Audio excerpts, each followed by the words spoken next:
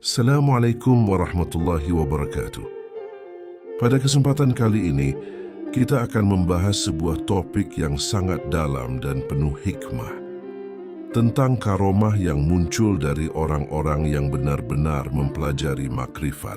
Namun sebelum kita lanjut, jangan lupa untuk klik tombol like dan subscribe agar channel ini bisa terus berkembang dan menyebarkan pengetahuan tentang dunia Islam kepada lebih banyak orang. Semoga apa yang kita pelajari hari ini menjadi jalan untuk semakin mengenal Allah dan menambah cinta kita kepada para kekasihnya. Setiap manusia yang hatinya Allah gerakkan untuk mempelajari ilmu makrifat sejatinya sedang menerima panggilan ilahi yang amat tinggi derajatnya. Sebab jalan makrifat bukanlah jalan yang bisa ditempuh oleh logika semata dan bukan pula sekadar hasil dari banyaknya kitab yang dibaca. Jalan ini adalah jalan hati, jalan yang hanya bisa dibuka oleh Allah kepada hamba yang Ia kehendaki, tidak peduli siapa orangnya. Apakah ia seorang alim atau seorang pendosa, seorang perampok, pemabuk, bahkan pezina sekalipun.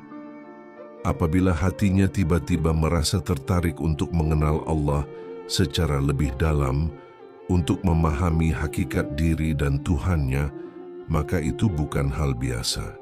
Itu adalah tarikan rahasia jazbah dari Allah.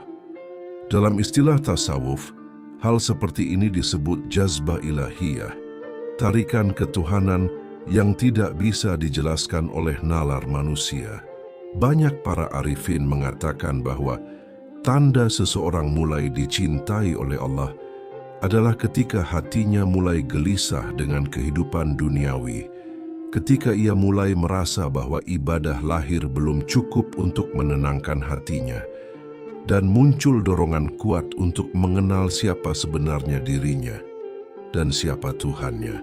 Inilah permulaan dari makrifatullah, dan sesungguhnya dorongan untuk mencari makrifat itu sendiri sudah merupakan karomah, karena tidak semua orang mendapatkan panggilan semacam itu. Banyak orang hidup bertahun-tahun dalam ibadah, dalam keilmuan, bahkan dalam kemegahan dunia, tetapi hatinya tetap tertutup dari pengenalan hakiki kepada Allah. Sedangkan seorang pendosa, jika Allah kehendaki, bisa tiba-tiba menangis di malam hari, menyesali hidupnya, dan ingin mencari Tuhan yang sebenarnya. Itu bukan kehendak manusia, tapi kasih sayang Allah yang menyingkap tabir hati hambanya. Oleh sebab itu, karomah sejati bukanlah kemampuan berjalan di atas air, terbang di udara, atau mengetahui hal-hal gaib. Karomah tertinggi adalah dapat mengenal Allah dengan hati yang bersih dan ikhlas. Sebab siapa yang telah mengenal Tuhannya, maka semua rahasia dunia terbuka di hadapannya. Ia tidak lagi silau dengan dunia, tidak lagi sombong dengan ilmu, dan tidak lagi putus asa atas dosa. Ia memahami bahwa segalanya adalah perbuatan Allah dan dirinya hanyalah hamba yang selalu membutuhkan bimbingan. Makrifat mengajarkan bahwa Allah tidak menilai masa lalu seseorang, tapi menilai bagaimana hatinya saat ini. Betapa banyak ahli maksiat yang kemudian menjadi kekasih Allah karena satu tarikan makrifat. Dan betapa banyak orang alim yang justru tersesat karena merasa telah cukup dengan pengetahuannya. Maka barang siapa hatinya digerakkan untuk mencari jalan makrifat, hendaklah ia bersyukur, karena Allah telah memilihnya menjadi tamu dalam majelis rahasianya. Tidak perlu khawatir dengan masa lalu, sebab karomah terbesar bukanlah perubahan di luar diri, melainkan perubahan di dalam hati. Makrifat adalah cahaya yang menyingkap tabir antara hamba dan Tuhan. Siapa yang berjalan di jalan ini dengan keikhlasan dan adab, niscaya Allah sendiri yang akan menjadi guru baginya. Sebagaimana firman-Nya, "Wattaqu Allaha wa yu'allimukumullah." Artinya, dan bertakwalah kepada Allah, niscaya Allah akan mengajarkan kepadamu. Quran Surah Al-Baqarah ayat 282. Maka, ketika seseorang mulai rindu ingin mengenal Allah, ingin menapaki jalan tasawuf, ingin memahami rahasia ibadah dan hakikat penciptaan, maka sesungguhnya ia telah mendapatkan karomah terbesar, yaitu karomah makrifat. Ketika seseorang telah Allah tarik ke jalan makrifat, maka perjalanan hidupnya akan perlahan berubah. Hatinya mulai lembut, pikirannya mulai tenang, dan keinginannya untuk kembali kepada Allah semakin kuat dari hari ke hari. Ia mungkin masih bergulat dengan dosa-dosanya di masa lalu, masih terjebak dalam kebiasaan buruk yang sulit ditinggalkan, tetapi yang membedakannya adalah hatinya kini hidup. Ia tidak lagi menikmati maksiat seperti dulu. Ia merasa bersalah, malu, dan ingin berubah.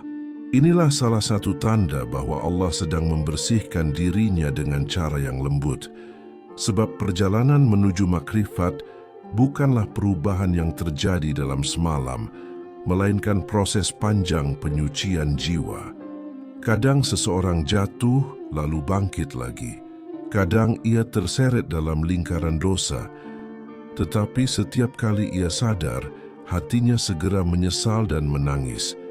Bukan karena takut akan siksa, tetapi karena malu telah berpaling dari Tuhannya. Setiap langkah dalam perjalanan makrifat adalah latihan untuk menyingkirkan tabir yang menutupi hati. Nafsu, ego, cinta dunia, dan dosa masa lalu, semua itu adalah kabut yang perlahan dihapus oleh cahaya makrifat. Dan selama seseorang tidak menyerah, terus berjuang, terus berzikir, terus mencari ilmu tentang hakikat, maka ia sedang menapaki jalan yang amat mulia. Allah tidak menilai kecepatan perubahan seseorang, tapi ketulusan hatinya dalam berjuang. Sebab hati yang telah Allah pilih akan selalu kembali, betapapun jauh ia tersesat.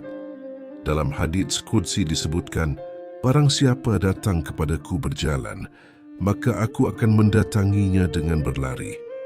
Artinya selama seseorang berusaha untuk mengenal Allah, sekecil apapun langkahnya, maka Allah akan menyambutnya dengan kasih sayang yang berlipat-lipat. Maka jangan pernah menganggap remeh hati yang ingin mengenal Tuhannya. Sekalipun masih berlumur dosa, selama hatinya hidup dan tidak menyerah untuk kembali, maka ia berada di bawah bimbingan rahasia Allah. Inilah bukti kasih sayang Allah kepada hamba yang dipilihnya. Ia biarkan jatuh agar sadar, ia biarkan lemah agar bersandar. Sebab tidak ada jalan menuju Allah kecuali dengan kerendahan hati dan pengakuan bahwa kita tak punya daya apapun tanpanya. Maka biarlah perjalanan makrifat ini berjalan perlahan, karena setiap penyesalan adalah bentuk zikir dan setiap tangisan adalah tanda cinta. Orang yang hatinya rindu kepada Allah tidak akan pernah ditinggalkan. Ia sedang ditempa hingga suatu hari kelak, semua kebiasaan buruk akan benar-benar hilang, dan yang tersisa hanyalah hati yang berserah sepenuhnya kepada Tuhannya. Ketika seseorang telah menempuh jalan makrifat dengan sungguh-sungguh, maka akan tampak perubahan besar dalam dirinya. Walaupun mungkin masih ada dosa kecil yang sesekali ia lakukan, namun hatinya selalu peka, selalu menyesal, dan tidak pernah tega melakukan keburukan terhadap sesama manusia. Pantang baginya untuk berbohong, menipu, atau merugikan orang lain. Karena semakin dalam seseorang mengenal Allah, semakin ia takut menyakiti makhluknya. Ia tahu bahwa setiap manusia adalah ciptaan Allah, dan menipu atau mencelakai orang lain sama saja dengan melukai amanah yang Allah titipkan di bumi. Maka orang yang telah tersentuh cahaya makrifat, meskipun dahulu ia pendosa, akan berubah menjadi sosok yang jujur, lembut, dan penuh kasih sayang. Namun yang menakjubkan, seiring hatinya makin bersih dan ikhlas, seringkali muncul perlindungan ilahi yang tak bisa dijelaskan oleh akal manusia. Perlindungan ini bukan hasil dari ilmu kebal, bukan dari jimat, bukan dari doa-doa khusus, melainkan dari cahaya makrifat itu sendiri. Cahaya ini menjaga tubuhnya sebagaimana Allah menjaga hati dan imannya. Dalam banyak kisah orang-orang arif billah, hal ini sering terjadi tanpa mereka sadari. Ada yang pernah jatuh dari kendaraan dengan kecepatan tinggi, motornya hancur, tapi tubuhnya utuh, tanpa luka sedikit pun. Ada yang digigit hewan berbisa seperti kelabang atau ular kecil saat tertidur, namun tidak terjadi apa-apa. Bahkan ada pula yang terserempet kendaraan besar, namun seolah-olah ada dinding tak terlihat yang melindunginya.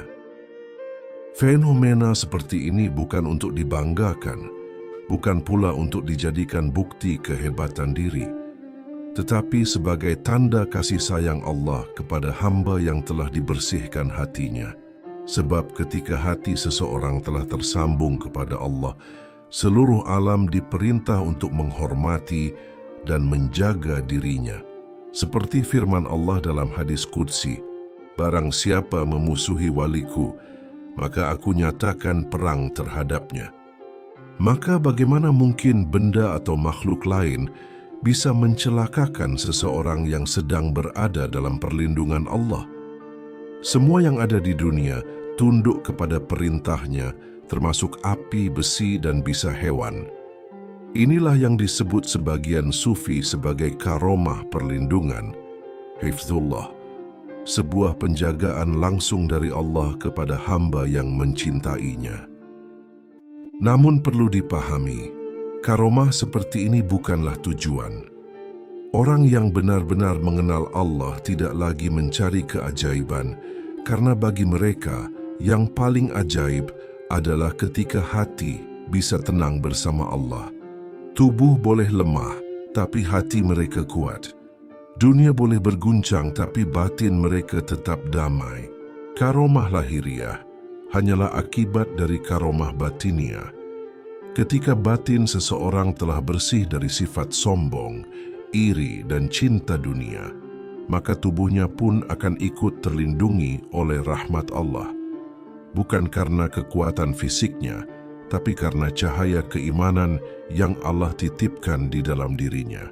Maka jangan heran jika orang-orang yang menapaki jalan makrifat terlihat sederhana, tidak banyak bicara tentang ilmu-ilmu tinggi, tetapi hidup mereka penuh ketenangan dan keberkahan. Kadang dari luar tampak biasa saja, tapi dalam dirinya tersimpan rahasia besar antara dia dan Tuhannya. Mereka bukan orang yang kebal karena latihan, tetapi kebal karena cinta. Cinta kepada Allah membuat mereka tak bisa disakiti oleh makhluk. Karena siapa yang sudah dekat dengan Sang Pencipta, seluruh ciptaan pun akan tunduk kepadanya. Bukan karena takut, tetapi karena menghormati cahaya Tuhan yang memancar dari dalam dirinya. Setelah seseorang menapaki jalan makrifat dan hatinya benar-benar bersih dari keinginan dunia, maka Allah sendiri yang menjadi pelindungnya. Orang seperti ini hidupnya penuh ketenangan, tidak mudah marah, tidak suka membalas dendam, dan tidak menginginkan keburukan bagi siapapun.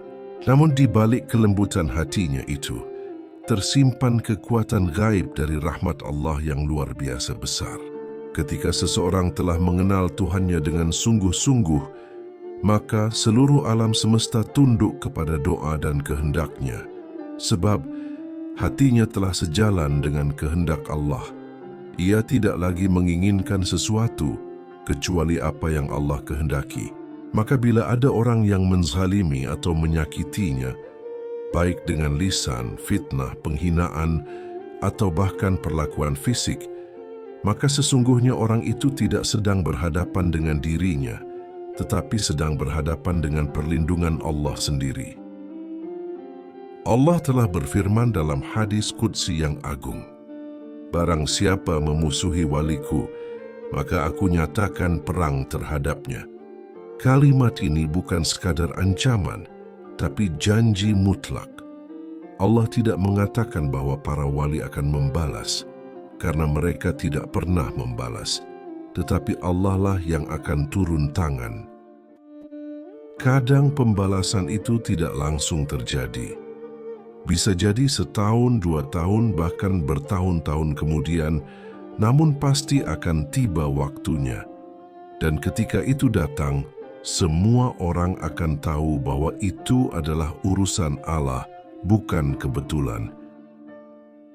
Banyak kisah nyata di kalangan arifin billah dan orang-orang saleh di masa lalu. Ada seseorang yang menghina wali Allah, menertawakan amalnya, atau meremehkan ucapannya. Waktu berlalu dan satu persatu cobaan datang menimpa orang itu. Usahanya bangkrut, keluarganya berantakan, kesehatannya menurun dan hidupnya penuh kesempitan. Wali Allah yang disakitinya tidak pernah berbuat apa-apa, bahkan tetap mendoakan kebaikan. Tapi hukum Allah berjalan dengan sendirinya. Sebab orang-orang yang telah mencapai makrifat bukanlah manusia biasa. Mereka adalah hamba-hamba pilihan yang hatinya dijaga langsung oleh Allah. Mereka mungkin tidak dikenal di dunia, tidak berpakaian mewah, tidak memiliki pengikut banyak, dan tidak menampakkan kehebatan. Tetapi setiap langkah mereka berada dalam lindungan rahmat. Mereka adalah wali-wali tersembunyi, Aulia Masturan, kekasih Allah yang tidak menyadari bahwa dirinya telah sampai pada derajat kewalian. Salah satu ciri khas mereka adalah ketidaksadaran terhadap kedudukan dirinya. Mereka tidak pernah menganggap diri mereka suci, tidak merasa tinggi, bahkan seringkali merasa paling hina. Namun justru karena kerendahan hatinya itu, Allah meninggikan derajat mereka di sisinya. Mereka menjadi orang-orang yang apabila dizalimi, Allah segera membela. Apabila didoakan, Allah segera mengabulkan. Maka berhati-hatilah terhadap lisan dan sikap kita terhadap orang lain, sebab kita tidak pernah tahu siapa yang telah mencapai derajat makrifat. Bisa jadi orang itu tampak sederhana, hidup di kampung, berbaju biasa, tidak dikenal siapapun. Tetapi di sisi Allah ia adalah kekasih yang jika disakiti, maka Allah sendiri yang akan menuntut balas. Orang yang sudah sampai pada derajat ini tidak memiliki rasa dendam. Mereka hanya diam, pasrah, dan menyerahkan segalanya kepada Allah. Kadang mereka bahkan tidak tahu bahwa yang menyakiti mereka sedang menerima balasan. Mereka tetap berdoa dengan hati yang tenang, karena bagi mereka semua urusan telah kembali kepada Allah. Inilah yang disebut karomah tersembunyi, karomah perlindungan. Allah menjaga mereka bukan hanya dari bahaya fisik, tetapi juga dari kezaliman manusia. Dan balasan bagi orang yang memusuhi mereka adalah bentuk keadilan yang ditetapkan langsung oleh Allah. Bukan karena murka sang wali, tetapi karena kehendak sang pemilik seluruh alam. Orang-orang seperti ini sejatinya sudah termasuk dalam golongan wali Allah yang tidak disadari. Mereka tidak menampakkan kesaktian, tidak menuntut penghormatan, dan tidak mencari pengikut.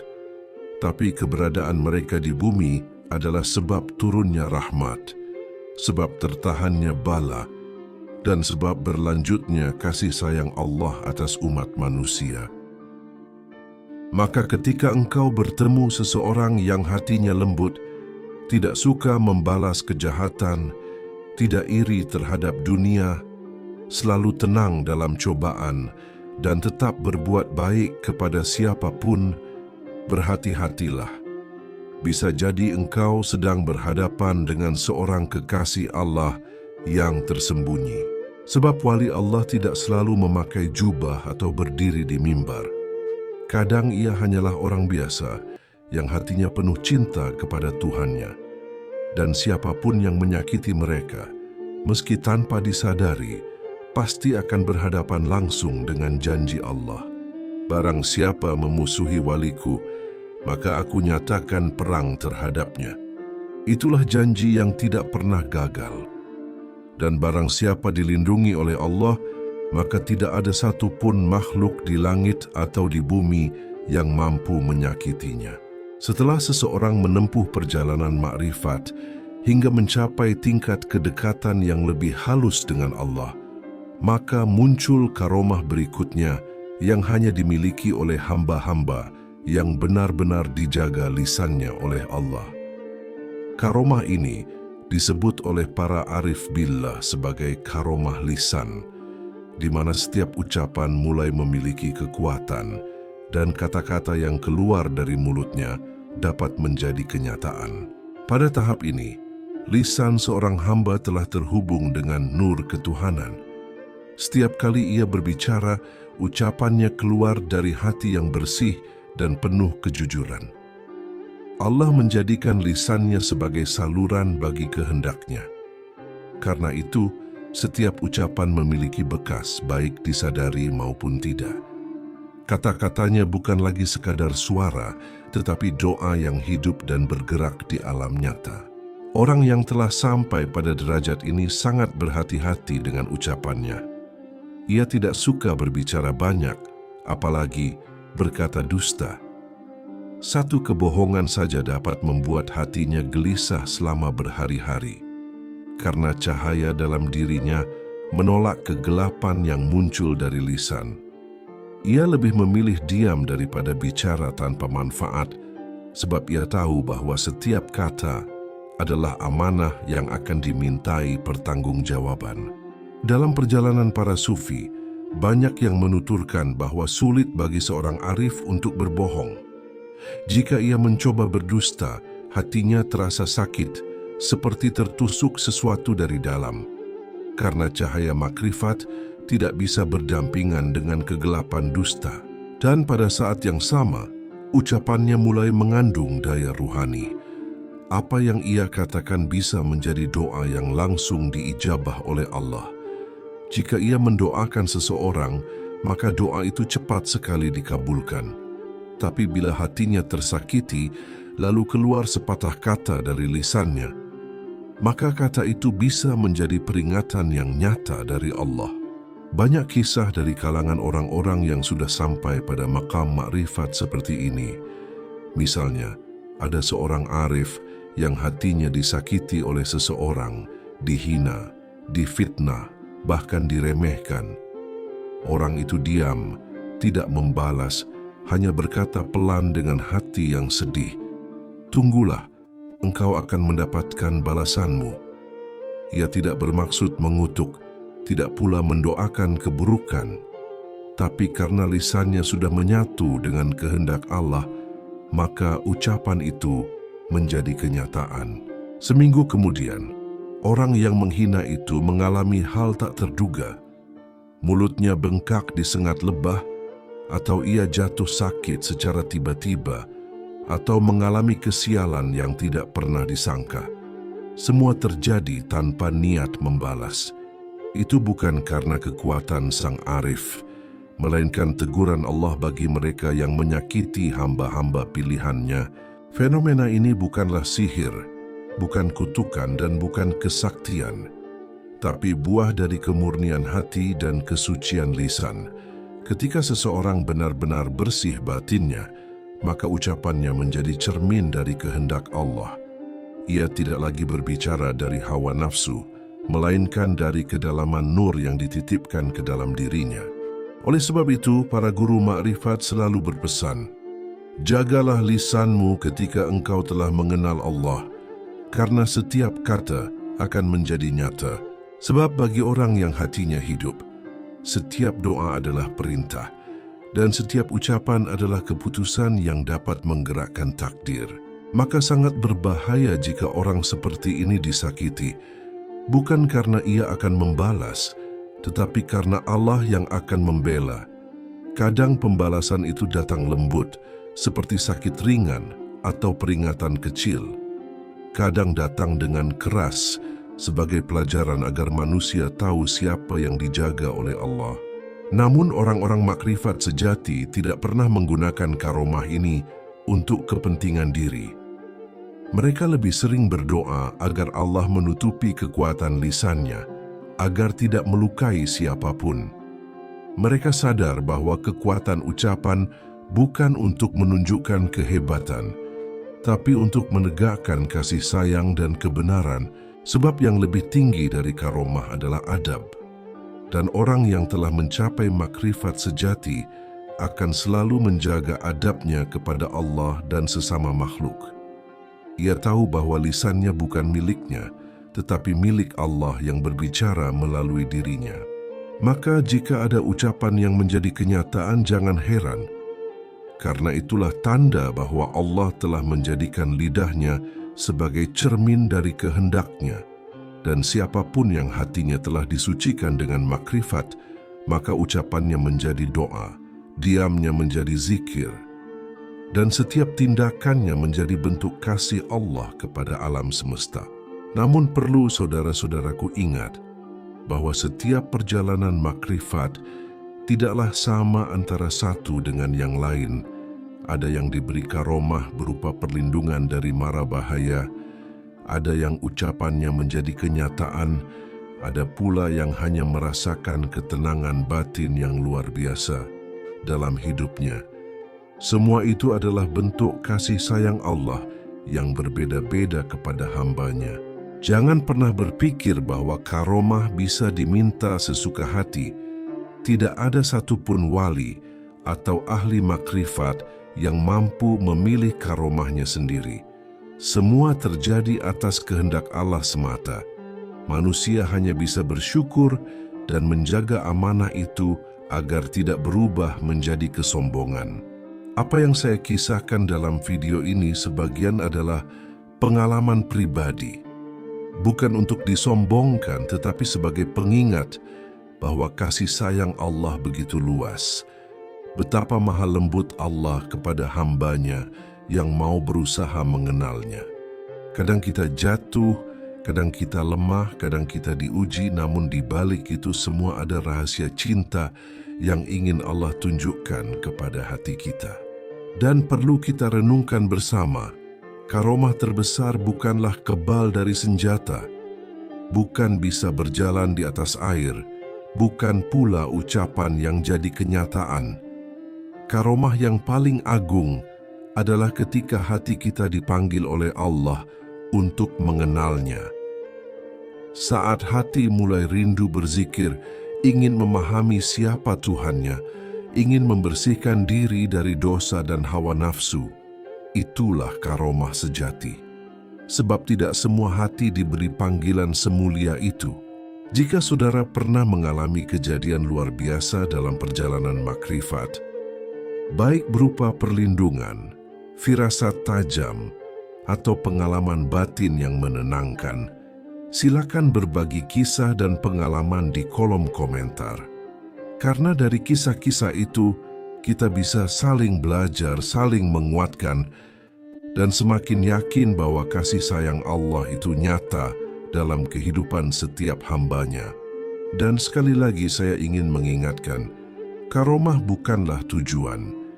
Tujuan sejati dari makrifat adalah mengenal Allah dengan hati yang bersih, tunduk kepadanya dengan cinta, dan hidup dalam keikhlasan.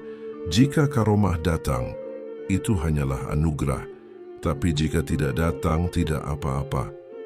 Karena yang paling berharga adalah ketika hati kita tenang dalam zikir dan yakin bahwa Allah selalu bersama kita.